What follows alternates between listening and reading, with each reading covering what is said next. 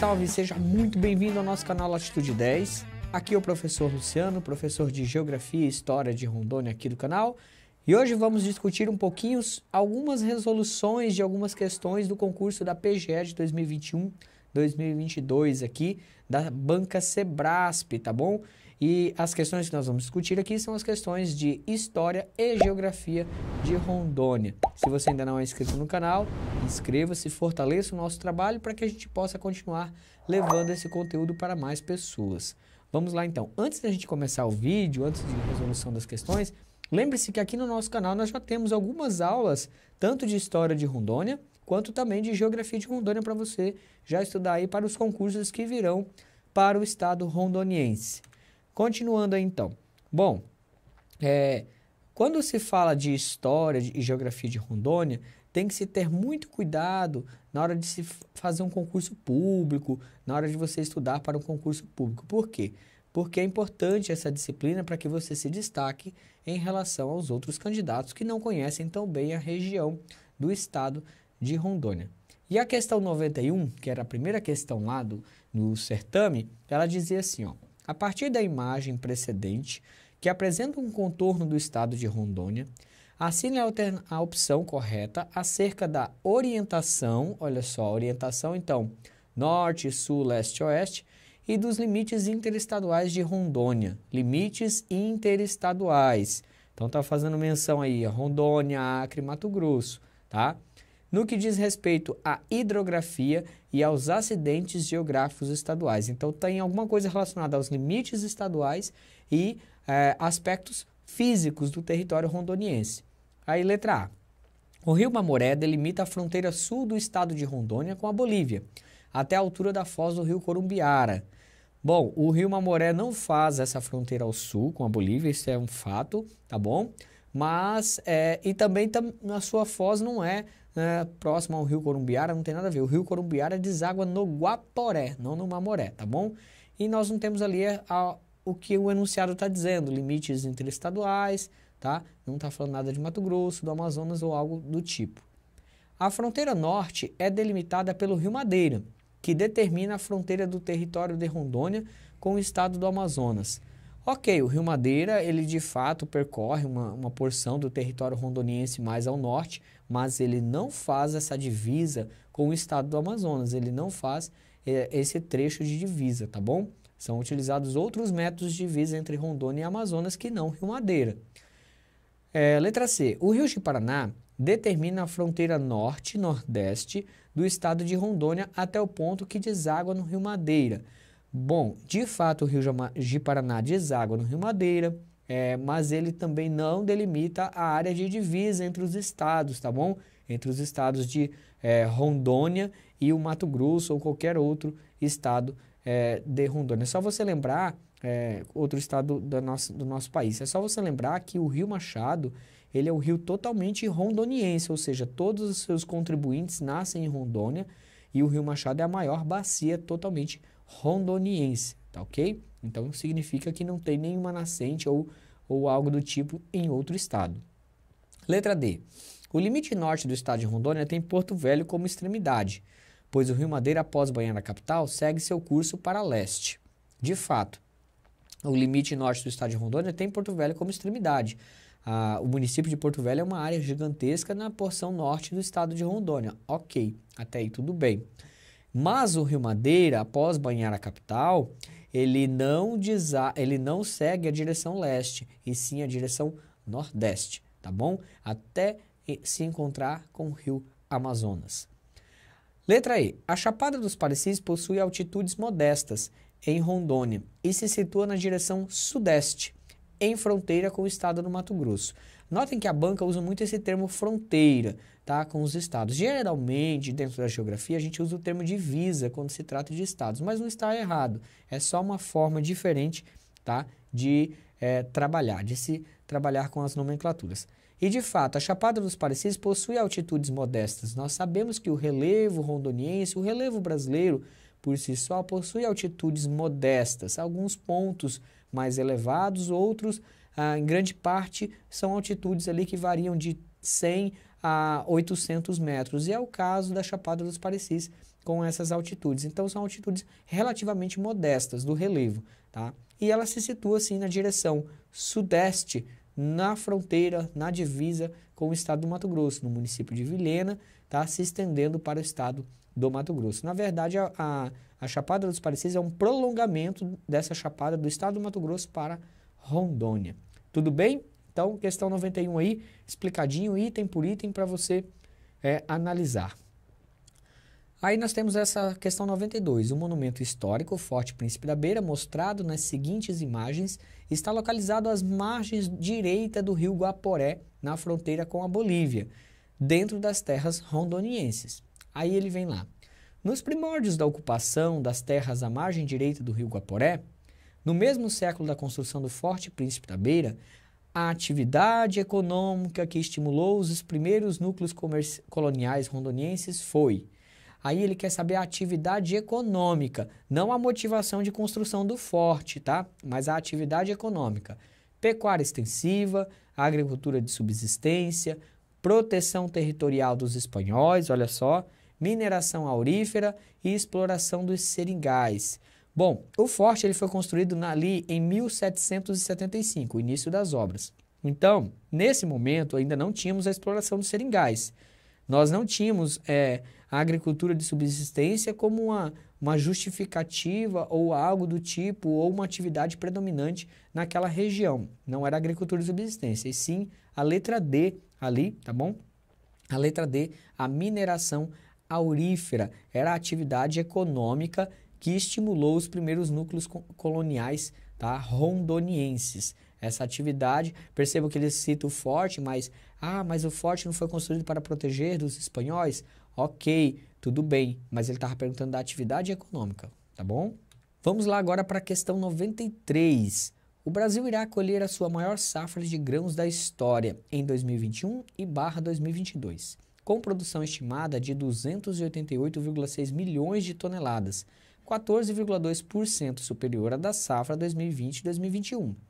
Em Rondônia, a produção de grãos na safra 2021-2022 está estimada em 2,6 milhões de toneladas, apenas 0,1% maior do que a safra anterior.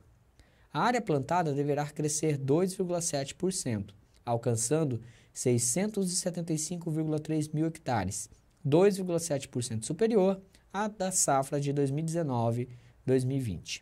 Aí ele trouxe esse pequeno texto da Embrapa, com algumas adaptações, e diz: no texto anterior, o destaque da safra de grãos no estado de Rondônia diz respeito à produção de: letra A, arroz sequeiro e soja; letra B, soja e milho; letra C, feijão e milho; letra D, algodão em caroço e milho; e letra E, soja e café. Essa questão aqui foi a questão que mais confundiu as pessoas.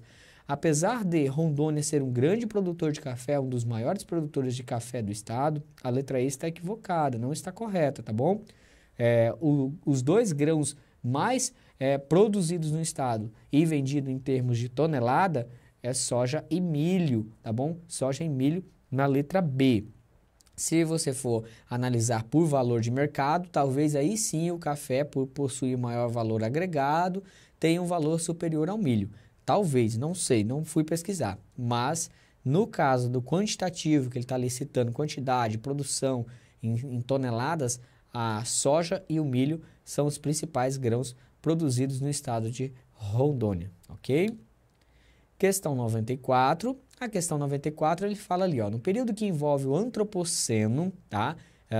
A gente está falando de eras geológicas, períodos, tempo geológico, data de milhões de anos, milhões e bilhões de anos.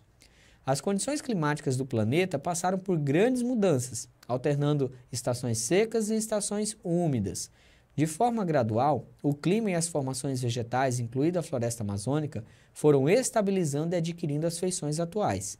Os primeiros ocupantes dessas terras em transformação foram grupos que viviam da caça, pesca e coleta. Ao que tudo indica, estariam organizados em pequenos bandos, de certo compostos por algumas famílias, as quais tinham grande mobilidade espacial e um território imprecisamente marcado. Aí vem o comando da questão. Acerca da ocupação primordial da região amazônica, assina-lhe a alternativa, a opção correta. As escavações amazônicas do Antropoceno indicam a ocupação de povos indígenas que dominavam utensílios de ferro e madeira. Bom, o que se sabe sobre as populações indígenas, sobre tudo que a gente conhece das civilizações, o ferro não era um utensílio utilizado aqui pelos povos ameríndios, né? Não era o ferro um desses utensílios. Então, provavelmente, essa questão aí, essa alternativa, ela está errada. Aí, letra B. Ao longo da ocupação nos últimos 3.000 anos, os indígenas da Amazônia viveram da pecuária extensiva, devido ao solo pobre para a agricultura. Bom, a gente também sabe que a pecuária é uma atividade que veio com os colonizadores. A pecuária, nós não tínhamos o gado na Amazônia. O gado ele foi introduzido pelo processo de colonização. Letra C. Ainda hoje, os hábitats humanos do Antropoceno aparecem visíveis, já que a dinâmica de cheias e vazantes dos rios desenterraram sítios arqueológicos. Será? Letra D. Nômades ocuparam a Amazônia há mais de 10.000 anos e as margens de rios perenes, como Madeira, contribuíram para o sucesso dessas primeiras ocupações. De fato, as primeiras ocupações sempre estiveram ligadas aos rios, mas vamos continuar. O destaque da ocupação primordial indica que os primeiros ceramistas, agricultores, viviam em cavernas, mas a arte rupestre é inexistente. A gente sabe que a arte rupestre na Amazônia, ela não é inexistente. Existem alguns pontos na Amazônia em que nós vamos encontrar, tá bom? Em que nós vamos encontrar a arte, sim, arte rupestre, tá? Basta ter os locais com cavernas que eles serão encontrados. Então nós temos ali a letra C. Ainda hoje os hábitats humanos no Antropoceno aparecem visíveis, já que as dinâmicas de cheias e vazantes dos rios desenterram os sítios arqueológicos.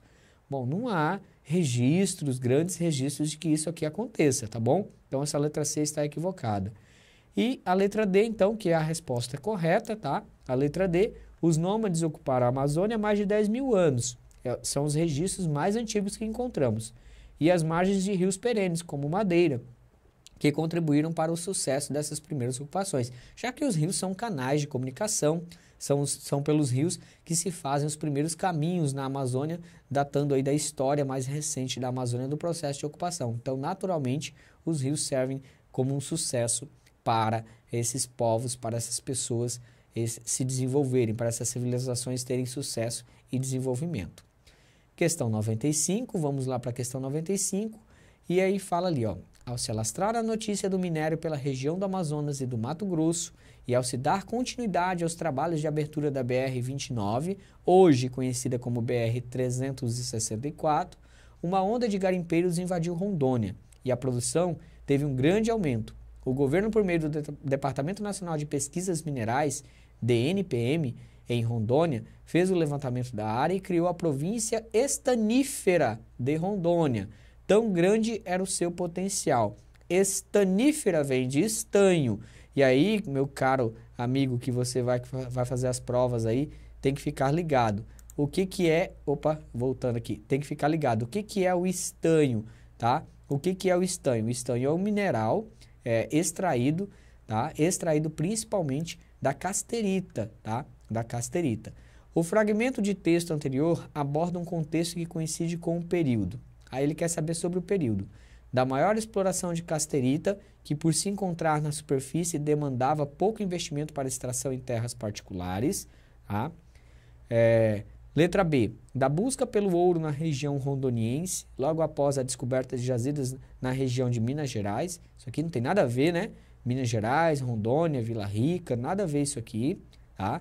E nós não estamos falando de ouro também.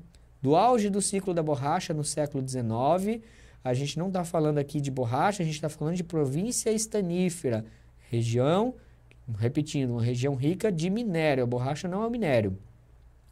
Da exploração de jazidas de diamante no Vale do Rio de Paraná. Diamante também não é estanho, diamante não vem de províncias estaníferas, que sustentou a economia rondoniense desde os primórdios da ocupação. Não foi isso que aconteceu, né? A gente sabe que a região de Paraná, de fato, foi encontrado algumas jazidas de diamantes, mas logo foi abandonado porque viu-se que não havia muitos diamantes pela região. E letra E, do ápice da produção agropecuária, que tinha na mineração seu principal esteio econômico e meio da difusão da estrutura ruralista estatal.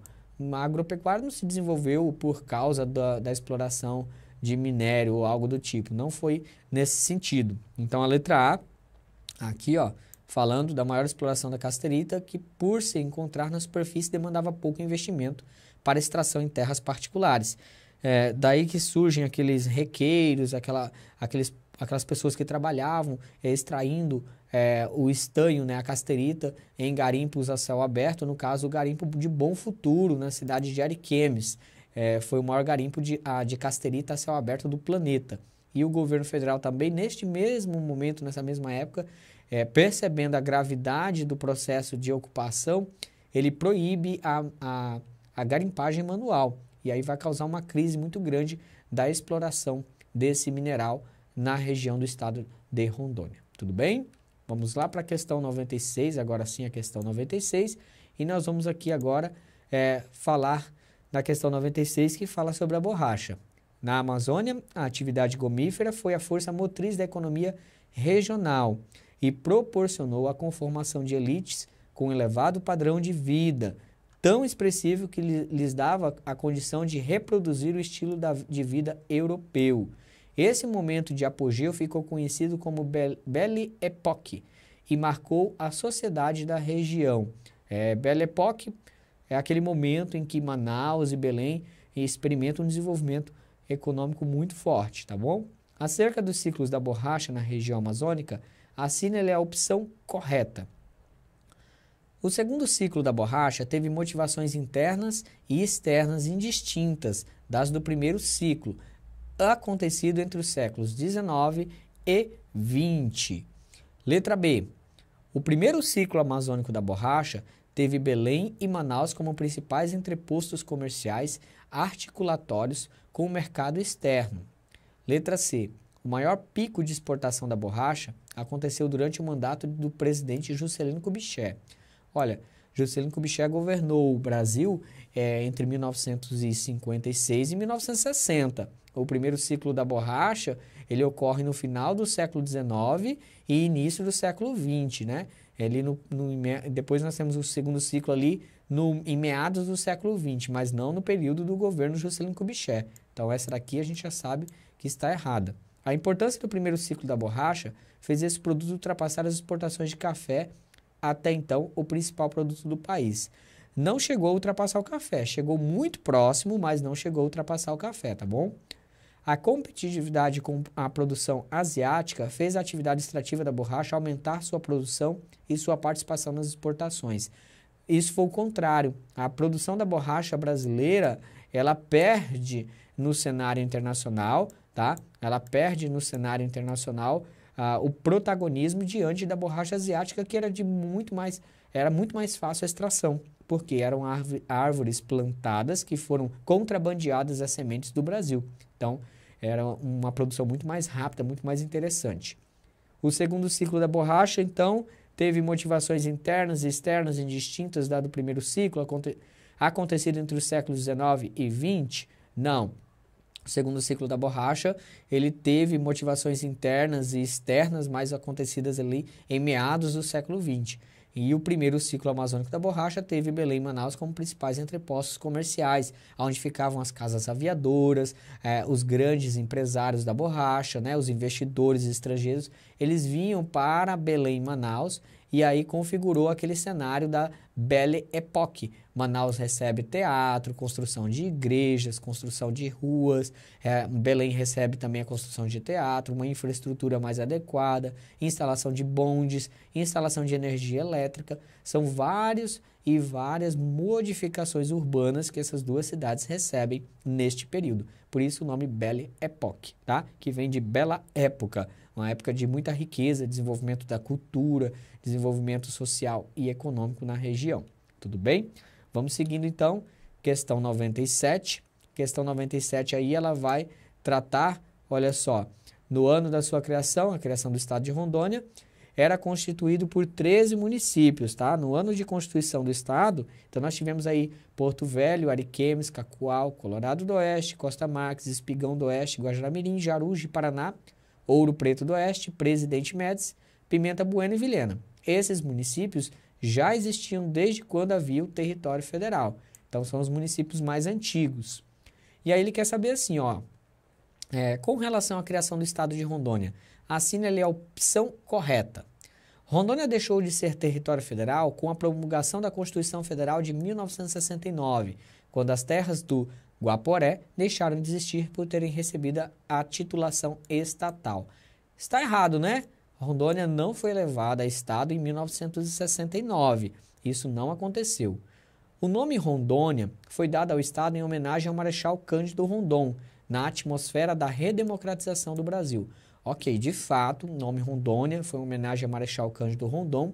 Aliás, Rondônia é o único estado brasileiro que homenageia um de seus cidadãos, né? um cidadão brasileiro, mas não foi na atmosfera da redemocratização do Brasil, tá? Não foi nesse momento aí de esfera da redemocratização do Brasil. No Estado Novo Varguista foi criado o Território Federal do Guaporé, estruturado durante o regime militar e elevado à categoria de Estado de Rondônia no início da década de 80 do século passado. De fato, no Estado Novo Varguista, em 1943, é criado o Território Federal do Guaporé, e ele é estruturado, muito bem estruturado durante o regime militar, com projetos e programas de assentamento agrário, principalmente aberturas de rodovias, etc. E, em 1981, é elevado à categoria de Estado. Em 1982, tem-se a instalação do Estado. Então, a letra C até então está correta. Vamos ver as outras aqui.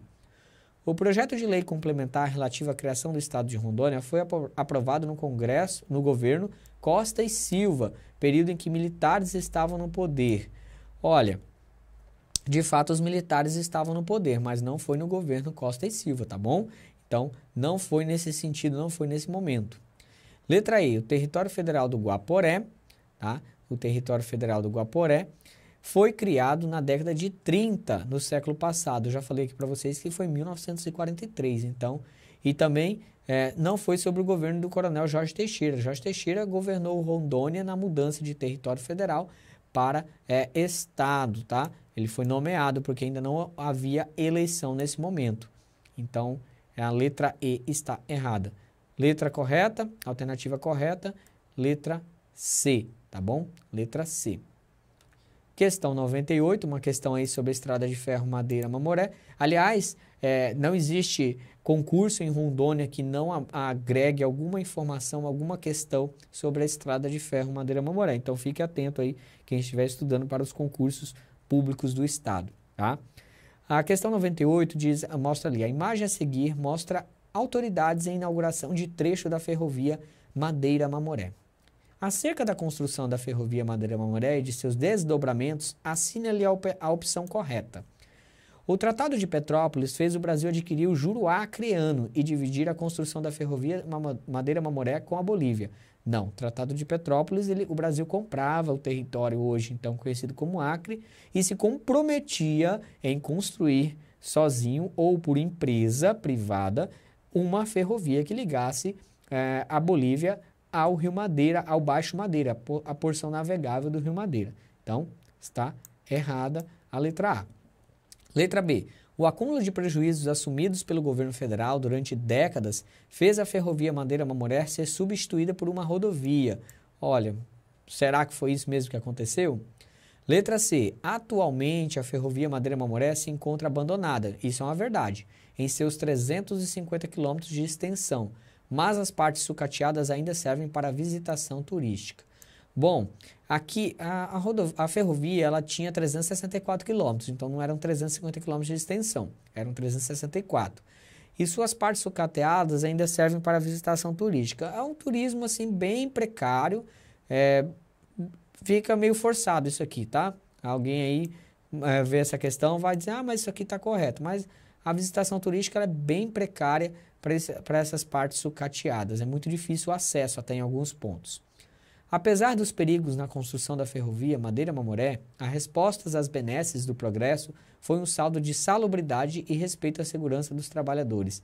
Bom, não é à toa que ela ficou conhecida como Ferrovia do Diabo. Se tinha uma coisa que não havia lá era salubridade e respeito à segurança desses trabalhadores. Esses trabalhadores, muitos morreram, estima-se que mais de 6 mil trabalhadores tenham morrido na construção dessa ferrovia, fora os povos indígenas que também foram afetados.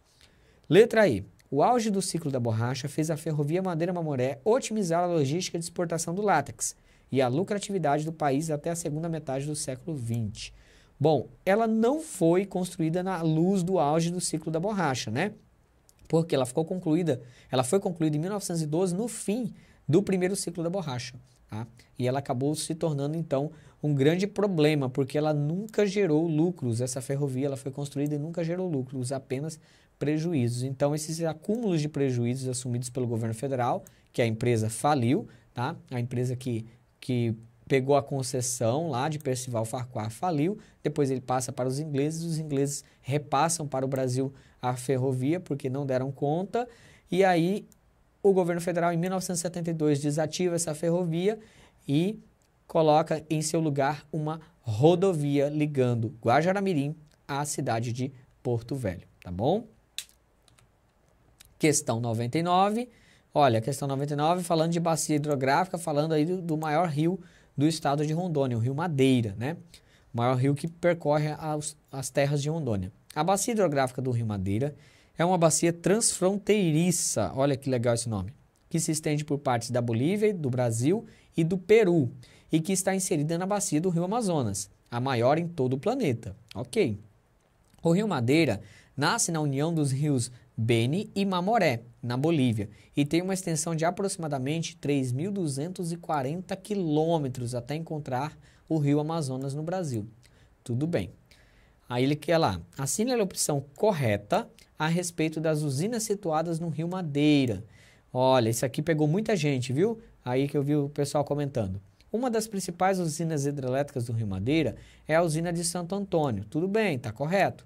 Que abastece o sistema regional Rondônia-Acre, além de distribuir energia para as demais regiões do país pelo sistema integrado nacional. A gente sabe que no auge, no processo de construção dessas usinas, elas foram destinadas à construção para atender o setor elétrico nacional. Portanto, elas estariam interligadas ao sistema nacional. Ok. O complexo hidrelétrico implantado no Rio Madeira foi construído com o fim de fornecer exclusivamente energia para 20 milhões de pessoas residentes na região norte e combater apagões enfrentados pelas cidades mais populosas. Não foi para isso, tá? Porque as usinas foram construídas a fim de atender às necessidades principalmente do centro-sul do país, que estavam entrando em colapso energético, já que o setor industrial tinha ganhado muita força, mas o setor energético ainda estava à mercê de falta de investimentos.